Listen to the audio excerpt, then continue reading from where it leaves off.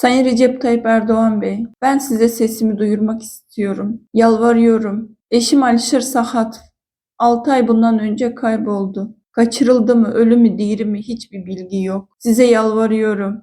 Bana yardım edin. Çaresiz bir eş olarak, çaresiz bir anne olarak sizden yardım istiyorum.